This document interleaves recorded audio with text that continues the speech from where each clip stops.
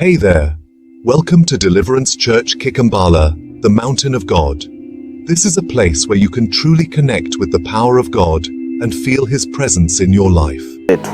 So ufunuo wa Mungu wa leo ni jinsi ya kumshukuru Mungu ipasavyo ili shukrani zako zipate kibali mbele za Mungu. Jinsi ya kumshukuru Mungu mbele za Mungu ili shukrani zako zipate kibali mbele za Mungu. Na shukrani zako zikipata kibali mbele za Mungu, kwa kweli utafurahia maisha. Bwana Yesu asifiwe. So kuna mambo matatu lazima uyazingatie kama Mkristo ili shukrani zako ziwe na uzito fulani mbele za Mungu. Sote tunajua hadithi ya Cain and Abel. Kaini na Abeli wote walimshukuru Mungu kupitia dhabihu. Lakini swali ni, mbona shukrani za Kaini zilikataliwa na shukrani za Abeli zikakubalika? Kwa sababu gani? Shukrani za Kaini zilikuwa na kasoro fulani, na ndio maana Mungu alizikataa. Lakini shukrani za Abeli zilikuwa na uzito fulani, alimshukuru jinsi ipasavyo, na ndio maana zake zikakubalika. Na kwa sababu ya wivu, Kaini akamuua Abeli. Akauliza, kwa nini shukrani zako zimekubalika mbele za Mungu na zangu zimekataliwa? Bwana Yesu asifiwe. So inamaanisha kwamba kuna kasoro fulani ukifanya katika shukrani zako zitakataliwa mbele za Mungu.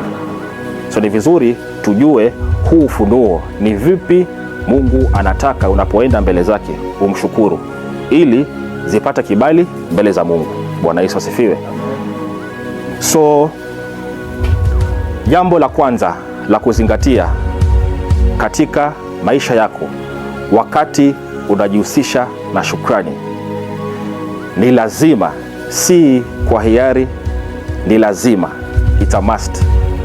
Lazima umshukuru Mungu kila siku, asubuhi, mchana na jioni. Kila siku, kumaanisha Monday, Tuesday, Wednesday, Thursday, Friday, Saturday, Sunday. Asubuhi, lunch, jioni. Tena Monday mpaka Friday, asubuhi, lunch, jioni. So kama wewe ni Mkristo na umshukuru Mungu kila siku, asubuhi, lunch na jioni, basi kulingana na maandiko haujui kumshukuru Mungu. Bwana Yesu asifiwe. Na ni wengi sana Jumapili tu ndio napaza sauti kumshukuru Mungu. Lakini Monday, lunch, breakfast, lunch, supper, z. Tuesday, breakfast, lunch, supper, z. Wednesday, z. Thursday, z. Friday, z. Mpaka Sunday ndo anapaza sauti kumshukuru Mungu. So ole wako unaye ngojea mpaka Jumapili ndio umshukuru Mungu. Na hayo maneno sio yangu, ni ya Biblia. Ephesians chapter 5 verses 19 to 20. Kitabu cha Waefeso 5:19 hadi 20. Waefeso kiliandikwa na mtume Paulo. Hapo tunaenda kudhibitisha kwamba ni lazima kila siku umshukuru Mungu. Kila siku, Monday to Sunday, January to December, every day. So sipofuata every day according to God, haujui kushukuru Mungu na utapoteza baraka nyingi. Waefeso 5:19-20. Kama kuna mtu amepata, atusomee kwa jina la Yesu Kristo, alafu tuendelee. Ephesians 5:19-20 to confirm every day, kila siku ya maisha yako.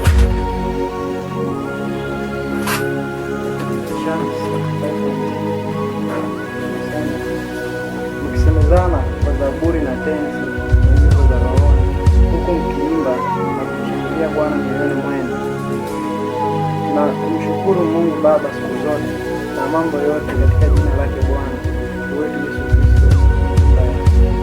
Asante. Kumshukuru Mungu kwa mambo yote siku zote, kubadilisha siku haifai kukuponyoka bila kumshukuru Mungu. Ikiwa uliponyokwa na Monday ama Tuesday, basi hujamshukuru Mungu vizuri siku zote. So kumaanisha haufai kuponyokwa hata siku moja ya maisha yako. Bwana Yesu asifiwe. Na wacha tudhibitishe hiyo ya mchana, lunch na jioni. Daniel chapter 6 verse 10. Kitabu cha Danieli 6:10 kinathibitisha hiyo siku ambayo haikuponyoki. Ni lazima mara 3 kwa siku sauti yako isikike mbele za Mungu ukimshukuru kwa mambo yako yote.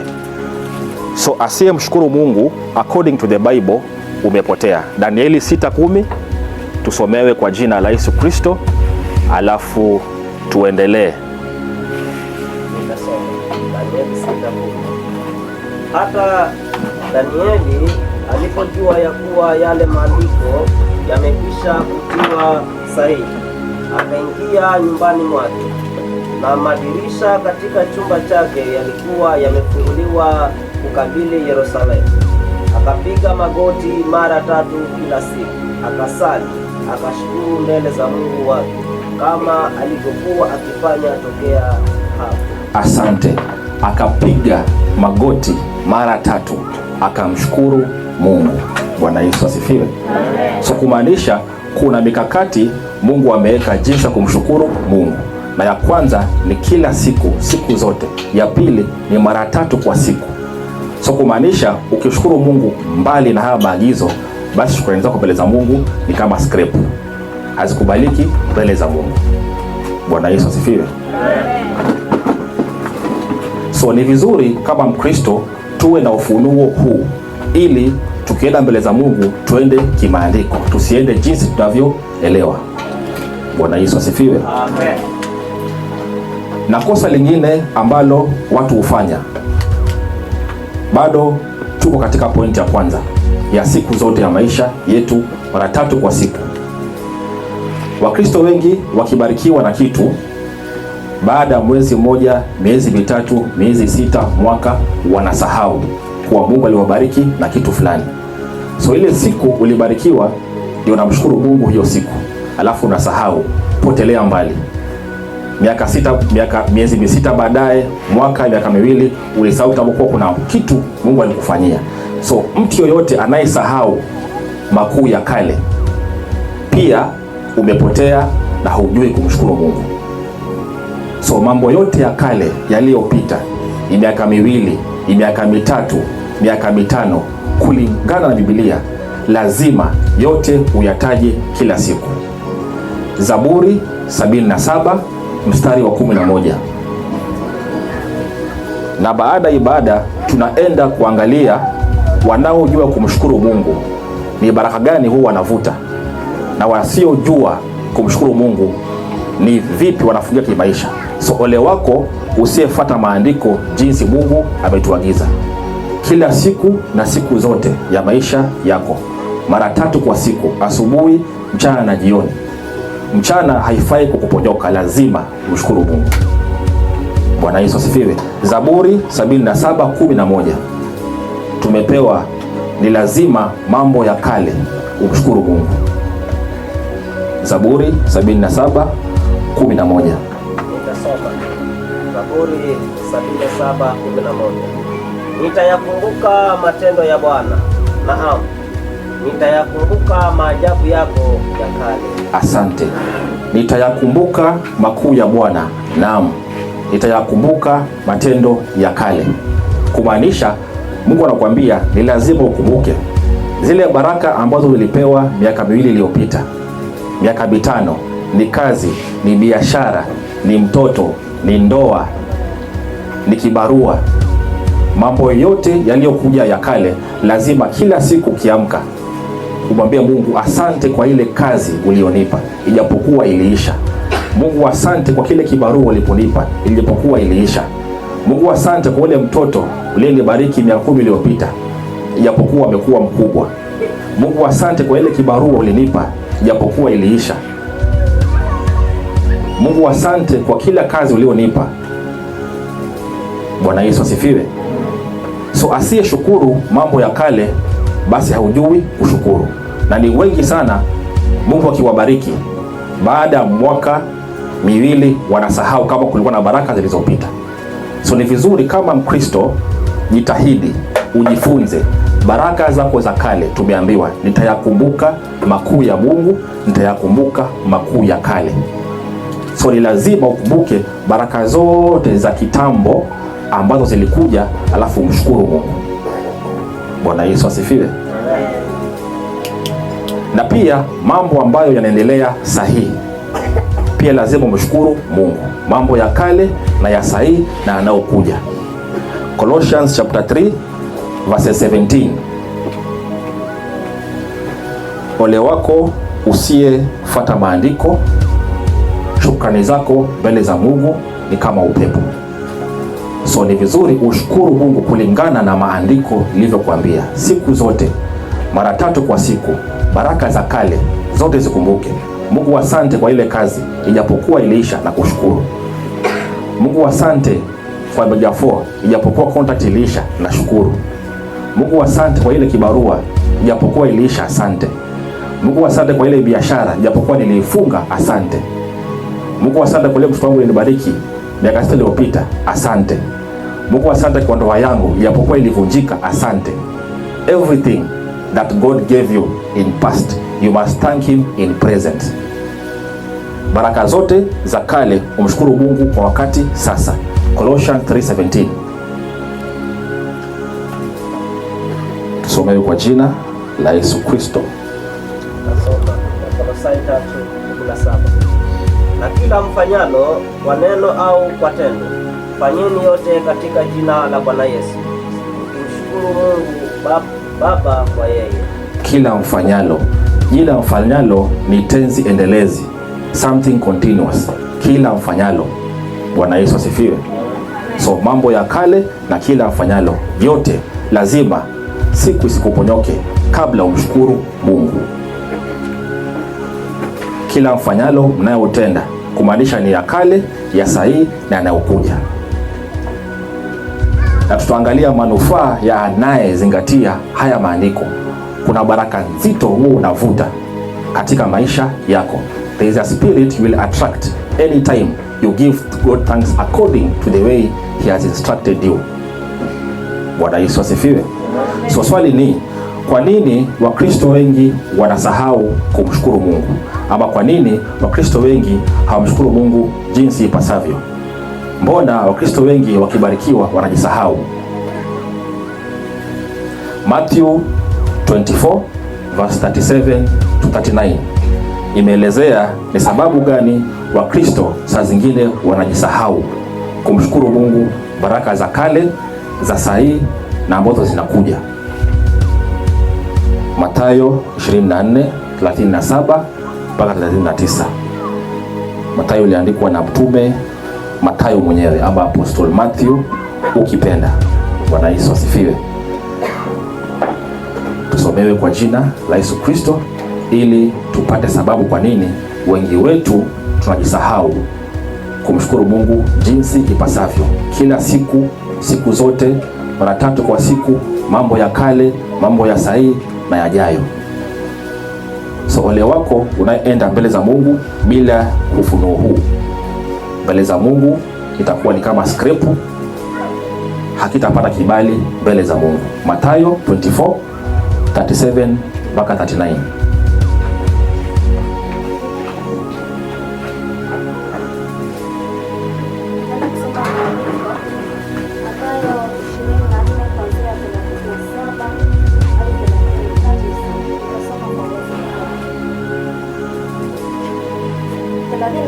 Inasema, kwa maana kama vile ilivyokuwa siku za Nuhu, ndivyo kutakavyokuwa kuja kwake mwana wa Adamu. 38. Kwa kuwa kama vile siku zile zilizokuwa kabla ya gharika, watu walivyokuwa wakila na kunywa, wakioa na kuolewa, hata siku ile iliyoingia Nuhu, katika safina. Mstari ule wa mwisho anasema, wasitambue hata gharika ikaja ikawachukua wote, ndivyo kutakavyokuwa kuja kwake Mwana wa Adamu. Asante. Hii mistari mitatu kwa ufupi inasema shamra mahangaiko ya wanadamu yamemfanya wamsahau Mungu wao. Bwana Yesu asifiwe. Kila mtu yuko mbioni kutafuta maisha bora.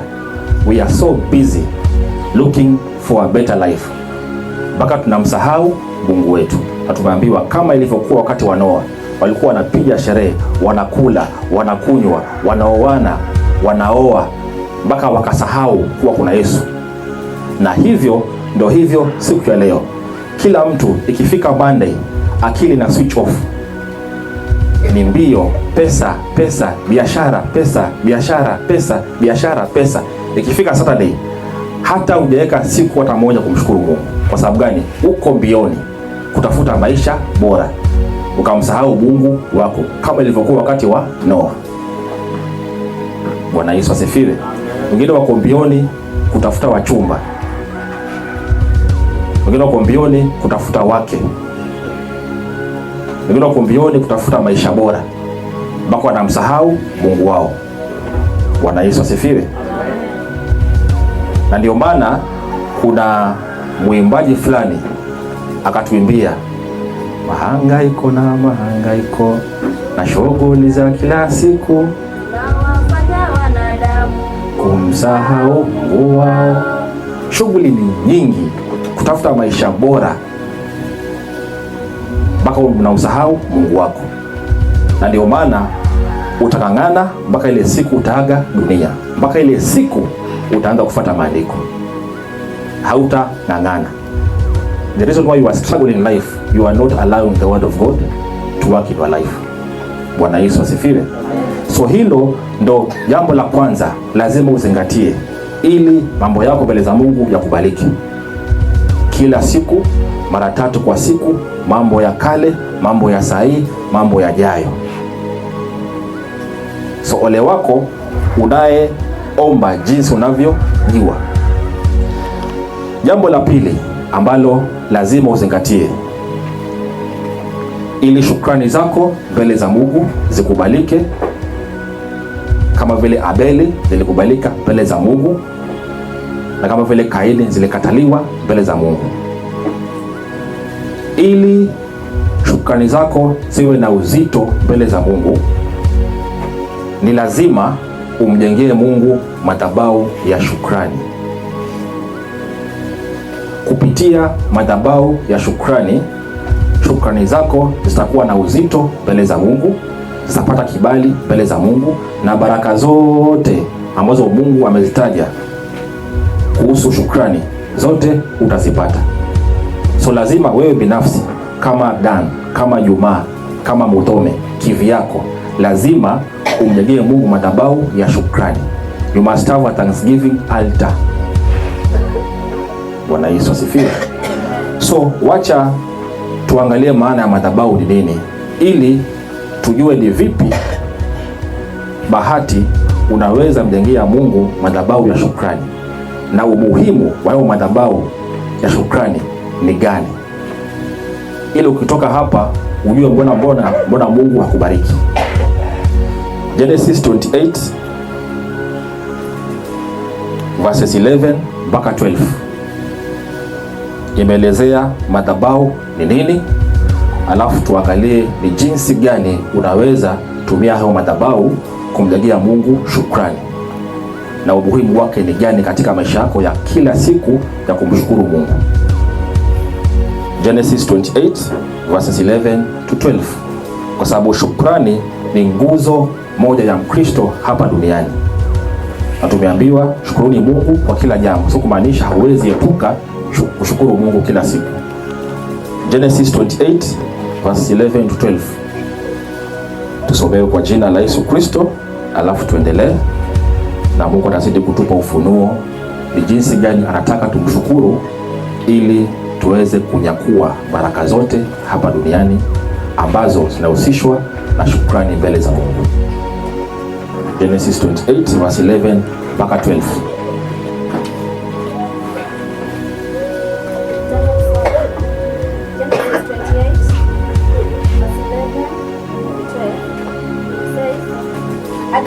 mahali fulani, akakaa huko usiku kucha, maana jua lilikuwa limekuchwa. Akatoa jiwe moja la mahali pale, akaliweka chini ya kichwa chake, akalala usingizi pale pale. Akaota ndoto, na tazama, ngazi imesimamishwa juu ya nchi, na ncha yake yafika mbinguni. Tena tazama, malaika wa Mungu wanapanda na kushuka juu yake. Asante. Basi akalala mahali pale pale, akachukua mawe akaeka, akalala pale pale. Akaota ndoto kuwa kuna ngazi, na ngazi hiyo kuna malaika wanapanda na kushuka. Bwana Yesu asifiwe. So kulingana na hichi kifungu, madhabahu ni mahali ambapo, ama ni muundo fulani ambao unauweka katika maisha yako kwa ajili ya shughuli za kiroho. Bwana Yesu asifiwe. Na hayo madhabahu ukiyajenga, tumeambiwa akaona ngazi. So according to the Bible, alichukua mawe pale pale, akalala pale pale, akaona ngazi pale pale, akaona malaika ukipanda na kushuka. So ni mahali ambapo alipatenga, akapashughulikia, akalala hapo, akaota ndoto, akaona ngazi, malaika ukipanda na kushuka. So kumaanisha kama Mkristo katika ulimwengu wa kiroho, lazima umtengezee Mungu muundo fulani ambao utakutengenezea wewe bahati, ngazi. Na ngazi hiyo ndio malaika watatumia kila siku kushuka na kupanda, kushuka na kupanda kwa ajili ya baraka zako. Bwana Yesu asifiwe. Kuna madhabahu ya kimwili kama haya sasa tunaona, na kuna madhabahu ya kiroho. Hayo ya kiroho ni vitu fulani ambavyo unavifanya kila siku bila kukosa kwa ajili ya kutengeneza ngazi yako ifike mbinguni, ili malaika wapande na kushuka, wapande na kushuka.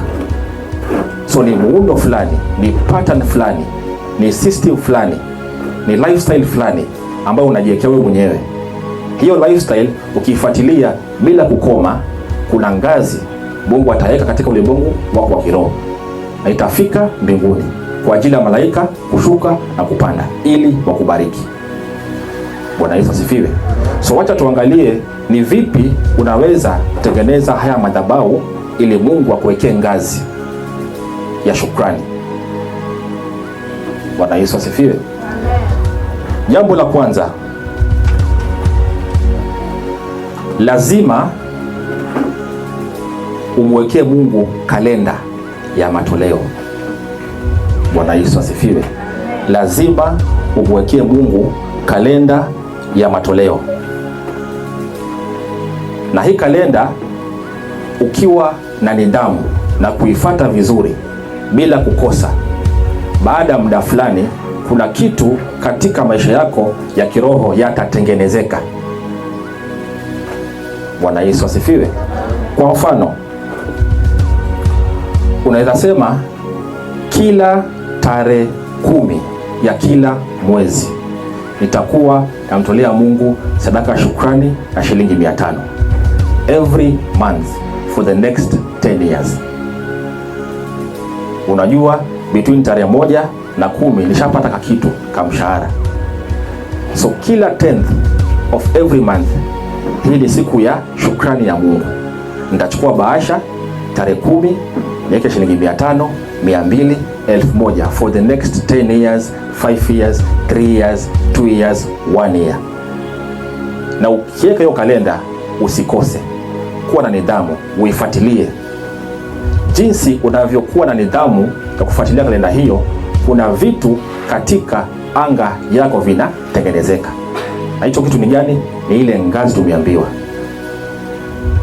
So nidhamu yako ya kutoa Mungu kila tarehe fulani itachangia Mungu aeke ngazi ya malaika kushuka na kupanda, kushuka na kupanda katika anga yako ya kiroho na mbinguni.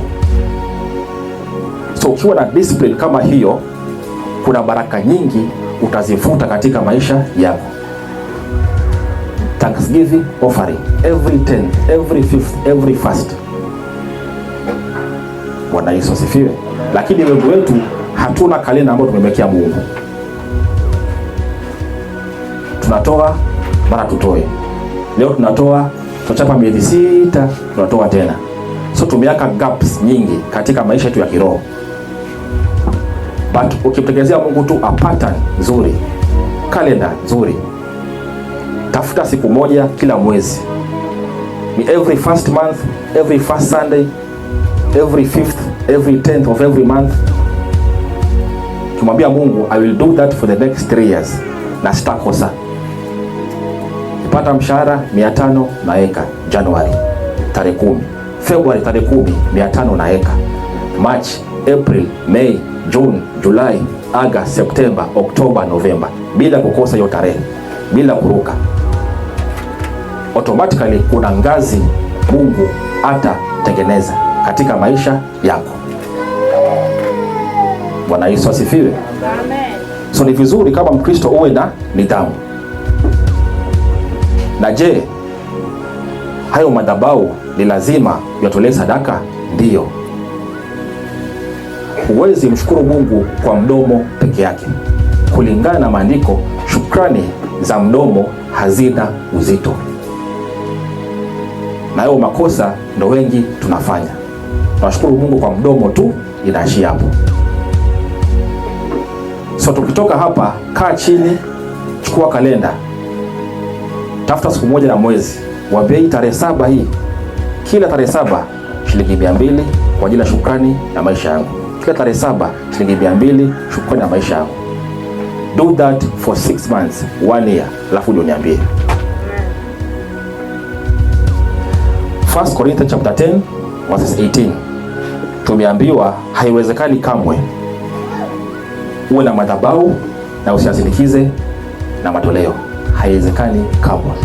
So ole wako unaye mshukuru Mungu kwa maneno tu na uyasindikizi na dhabihu. Kitabu cha kwanza cha Korintho 10:18. Tusomewe kwa jina la Yesu Kristo, alafu tuendelee. So ni jukumu lako kuweka mikakati ya kumshukuru Mungu kivyako kulingana na uwezo wako. Kitabu cha kwanza cha Korintho 10:18. Tusomewe kwa jina la Yesu Kristo, alafu tuendelee. Nasoma.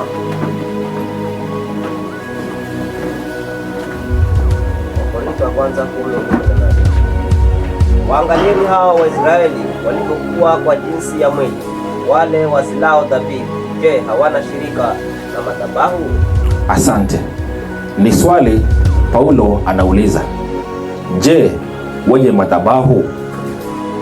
Haiwezekani madhabahu na dhabihu zitenganishwe. It is impossible. Penye kuna madhabahu, kuna dhabihu.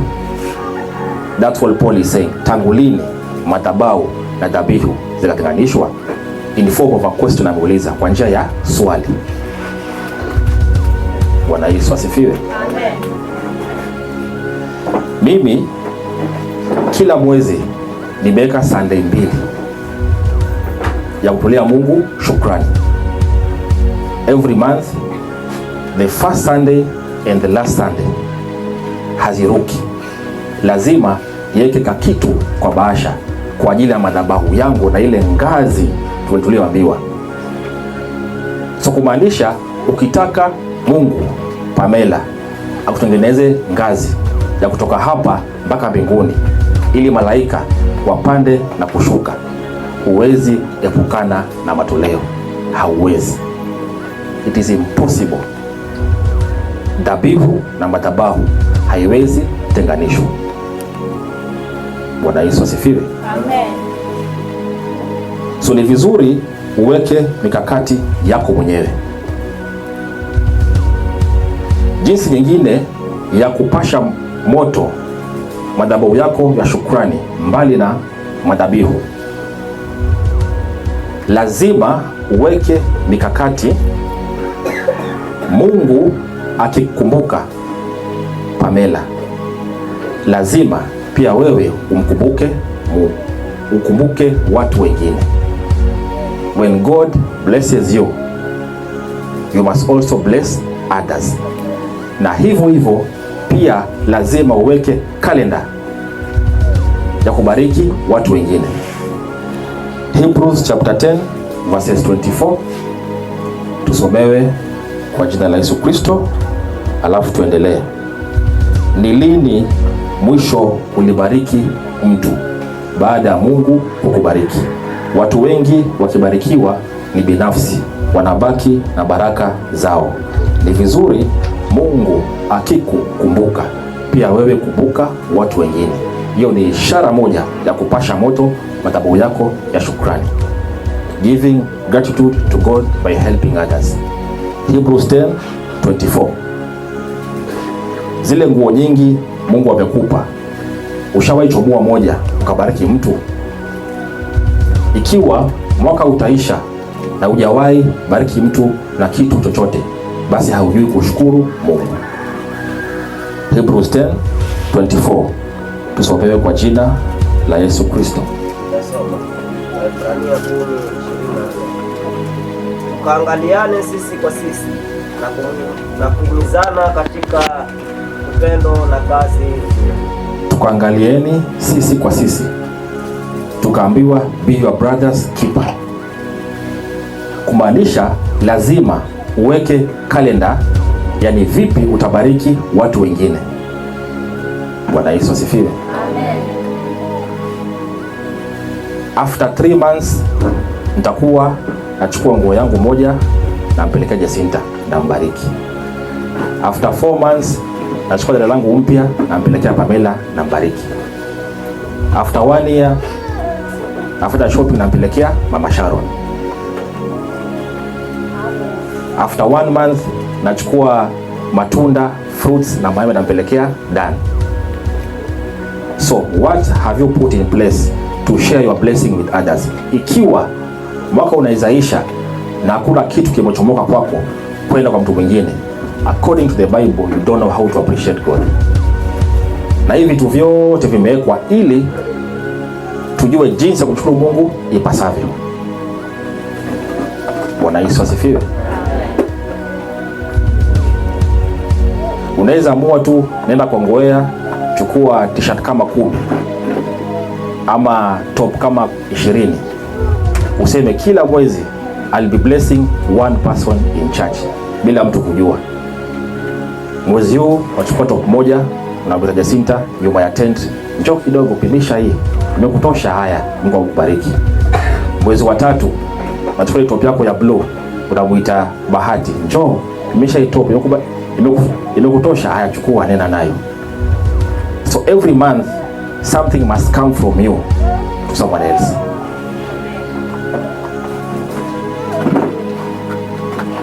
Na mimi nilifanya hivyo na sidi kufanya, na kuna so many things kila siku I'm attracting in my life because of sharing my blessing to others. So the more you share, the more the ladder, the more the angels wanashuka na kupanda, wanashuka na kupanda kwa wale madhabahu ambao umeyaweka na kufuatilia kila siku. Bwana Yesu asifiwe. Na pia njia nyingine ya kushukuru Mungu ama ya kupasha madhabahu yako ya shukrani ni ukiwa mtu wa kuombea wengine, ukiwa mtu wa kushukuru kwa niaba ya watu wengine. Ukienda mbele za Mungu, taja at least watu 2, 3, 4, 5. Mungu asante na kushukuru kwa maisha ya Christian. Mungu asante kwa maisha ya Pamela, muepushe na watu wabaya. Mungu asante kwa Pastor Masi, na mshukuru kwa ndoa yake. Mungu asante kwa Bahati, zidi kumuinua. So unaposhukuru watu kwa niaba yao, kuna baraka nyingi unavuta. Lakini ikiwa mwaka mzima maombi yako hujataja hata mtu mmoja, kuna baraka nyingi unazifunga. Job chapter 42 verse 10, Ayubu 42:10. Hizo ni siri ambazo Mungu ametupa. Jifunze kushukuru watu, kuombea mara kwa mara. Ni mamako, mshukuru Mungu kwa niaba yake. Asante kwa maisha ya Dan, namshukuru Mungu kwa maisha yake, zidi kumuinua. Asante kwa maisha ya Anto, asante kwa kazi ya Pamela, asante kwa kazi ya so and so. Ayubu 42:10.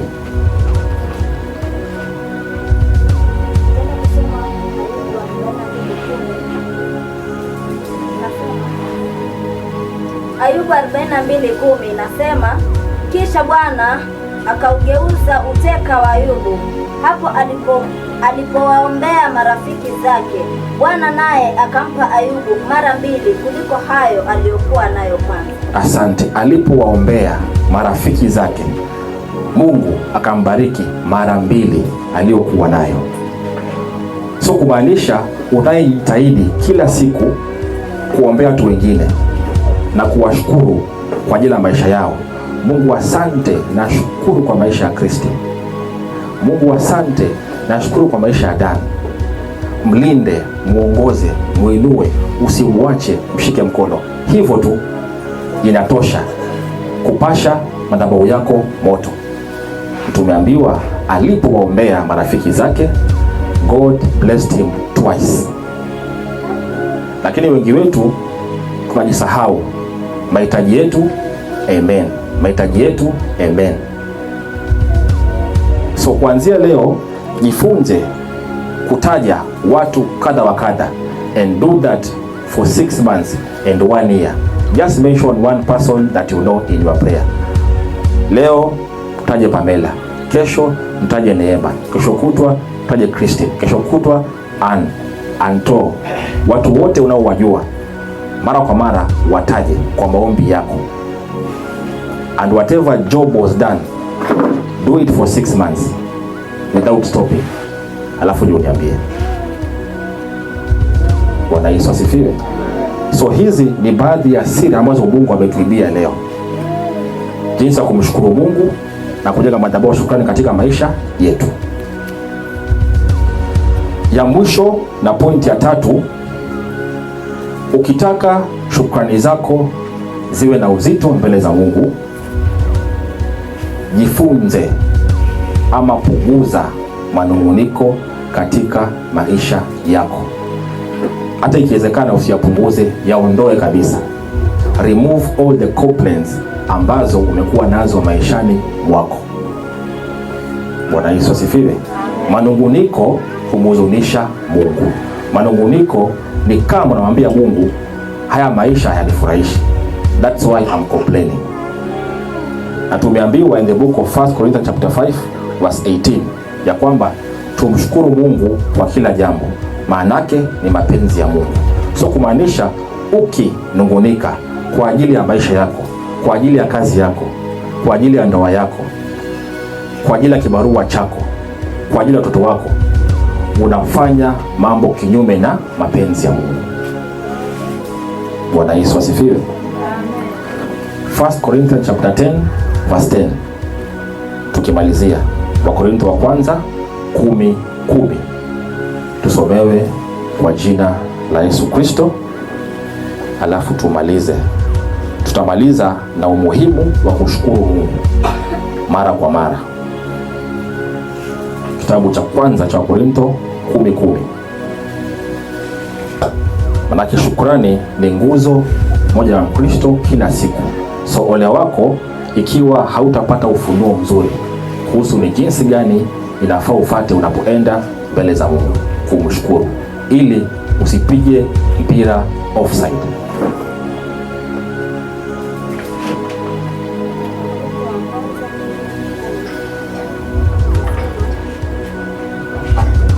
Wakorintho wa kwanza 10:10 inasema, wala msinungunike kama wengine wao walivyonungunika wakaharibiwa na mharabu. Wala usinungunike kama wengineo wananungunika wakaharibiwa na mharabu. Mharabu ni mtu anayeharibu, destroyer. So kila wakati Pamela unanungunika kuhusu maisha yako, kuna vitu fulani vinaharibika maishani mwako. Anytime you complain, Neema, there are so many things in the spirit that are breaking down.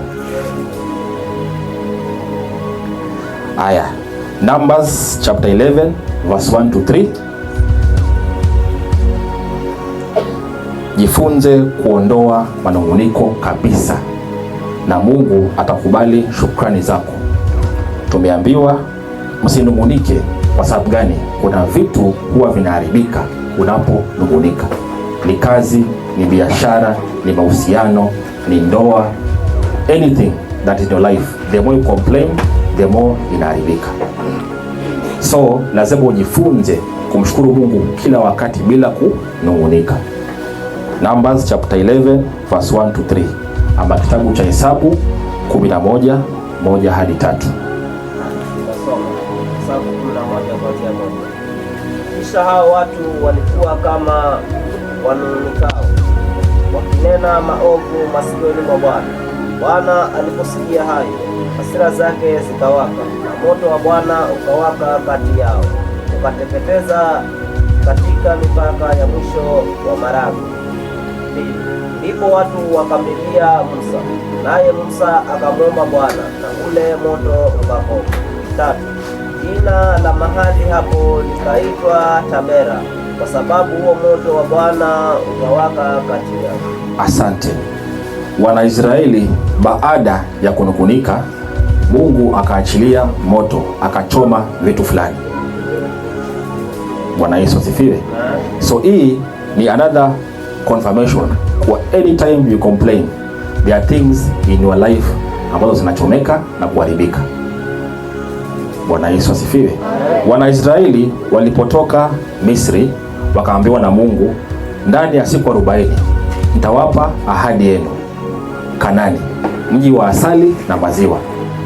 Walipokuwa jangwani wakaanza malalamiko, huko ni mbali, kuna jua, kuna kiangazi, tuko na kiu. Musa Musa ba, Musa si, Musa ka, Musa fa.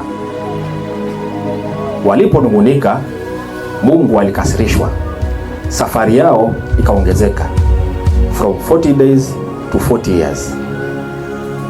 Kumaanisha jinsi neema unavyozidi kunungunika, hii kazi ya mhindi siitaki, siitaki ba, mshahara kidogo tatukanwa, sipumbavu, hata kazi nitaiacha, hii ndoa yangu, mume wangu sio alitoka wapi, mume bwege, wewe msichana rudi kwenu. So every time you complain, there are some things breaking in your life and blessings are extended. Mke wangu mke wangu ba, mume wangu bwege, mume wangu bwege, najuta kukuoa, rudi kwenu, hii kazi ya mhindi imenichosha, kila siku matusi, mshahara kidogo usiitaki, mimi nitajiandika, hata naacha kazi mimi. So complaints will burn and break and extend your blessings from 40 days to 40 years. Kwa sababu gani? Mungu hapendezwi na manunguniko. So if you want blessings in your life, learn to give thanks in all situations. Hata ukiamka asubuhi, Pamela, alafu bwanako akupigia mbao, mwambie Mungu asante kwa hilo mbao.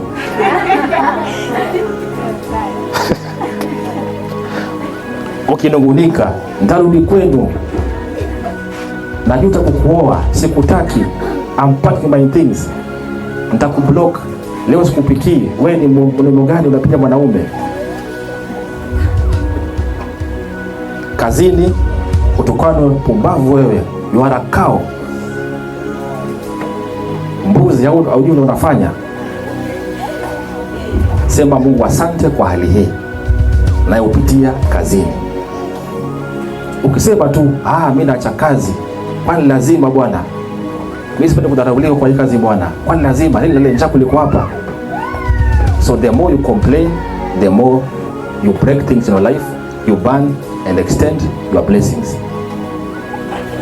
So tumeambiwa in 1 Corinthians 5:18, tumalizie na hiyo, ili kuanzia leo hata kama unapitia aina gani ya dhiki, jitaharishe kabisa mdomo wako, usitamke malalamishi yoyote, utachoma. Na simi nimesema ni maandiko. Yule maharibu alichoma baada ya kunungunika. Mungu akarefusha safari yao to Kanani from 40 days siku 40 to 40 years, miaka 40. Na kwa sababu ya pressure ya life, sometimes unaweza jikuta bila kujua unaanza kulalamika. 1 Corinthians 5:18.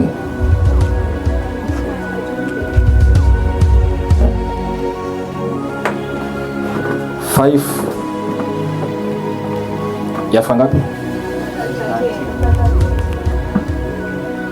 Can you confirm? Okay, start.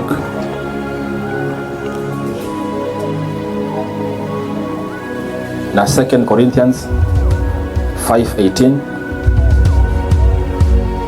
Mshukurini Mungu kwa kila jambo na muombe bila kukoma.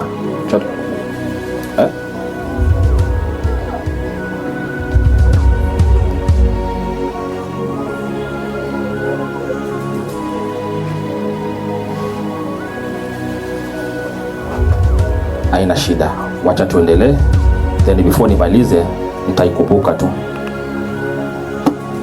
So 1 Thessalonians, pole, si Corinthians, ati Corinthians.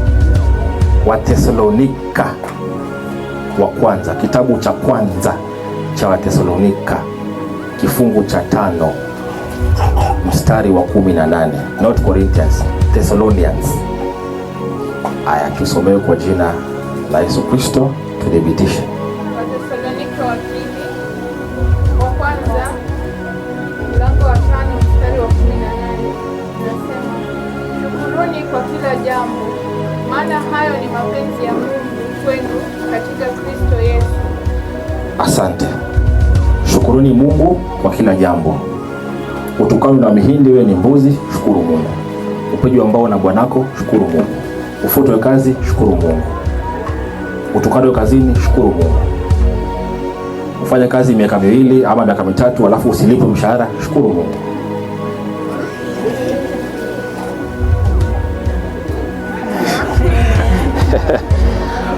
Kuna watu wengi hapa duniani wanadai mishahara mengi sana. Ufanya kazi, dosi ya kulipi na kama atakulipa na kupeleka hivi mpaka unasahau. Shukuru Mungu. Sababu gani? Ni maandiko imesema. So if you start complaining, ndio unaharibu. Bwana Yesu asifiwe. So wacha tumalizie na andaye shukuru Mungu ni vitu gani ambavyo katika ulimwengu wa kiroho vinatendeka. Isaiah 22:25. Isaiah 22:25 ni jambo moja kuu kwa wale tu wanashukuru Mungu jinsi ipasavyo kulingana na ufunuo wa leo. Isaiah 22:25 ni kitu ambacho huwa kinatendeka katika ulimwengu wa kiroho kwa wanaomshukuru Mungu jinsi ipasavyo, na hao tu ndio wanafurahia shukrani zao mbele za Mungu. Isaiah 22:25. Tusomewe kwa jina la Yesu Kristo. Isaya 22:25. Katika siku ile, asema Bwana wa majeshi, ule msumari uliokazwa katika mahali palipo imara utalegea, nao utakatwa na kuanguka chini, na ule mzigo uliokuwa juu yake utakataliwa mbali, maana Bwana amesema hayo. Ule msumari uliokazwa na kubeba mzigo utalegea. Katika maisha yetu kuna mambo mengi sana ambayo yamekwama. Kuna vitu vingi sana katika maisha yetu yamekuwa mzigo. Neema. Kuna mambo mengi sana yamekwama, kama vile msumari umekwama na mzigo. Na kila mtu hapa duniani ana mzigo inafanya ambao ameshindwa kutoa. Hey there. Welcome to Deliverance Church Kikambala, the Mountain of God. This is a place where you can truly connect with the power of God and feel His presence in your life.